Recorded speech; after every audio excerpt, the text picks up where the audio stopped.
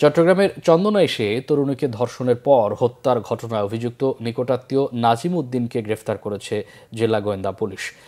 কক্সবাজারের রামুর রশিদনগরের কাদমার পাড়া এলাকা থেকে বৃহস্পতিবার রাতে তাকে গ্রেফতার করা হয়। জেলা অতিরিক্ত পুলিশ সুপার শিল্পাঞ্চল ও ডিবি মোহাম্মদ রাসেল জানান, গত বুধবার চন্দনাইশ পৌরসভার ৮ নম্বর ওয়ার্ডের দক্ষিণ গাছবাড়িয়ার নয়াপাড়া এলাকায় নানা বাড়িতে বেড়াতে গেলে ভাগ্নিকে ধর্ষণের পর হত্যা করে অভিযুক্ত খালাতো মামা নাজিম। ঘটনাটি দেখে ফেলায় ওই তরুণীর নানা নানিকেও কুপিয়ে জখম করে পালিয়ে যায় অভিযুক্ত নাজিম। এদিকে নরসিংদীর শিবপুরে কিশোরী ধর্ষণ মামলায় আসামি নারায়ণ চন্দ্র পালকে গতরাতে কুমিল্লা থেকে গ্রেফতার করেছে র্যাব। শুক্রবার সকালে এক সংবাদ সম্মেলনে এই তথ্য জানান র্যাব ১১ এর নরসিংদী ক্যাম্পের কমান্ডার মেজর সাদমান ইবনে আলম। জানান, শিবপুরের কুন্দারপাড়া এলাকায় কিশোরীকে ধর্ষণের পর থেকে পলাতক ছিল আসামি নারায়ণ চন্দ্র পাল।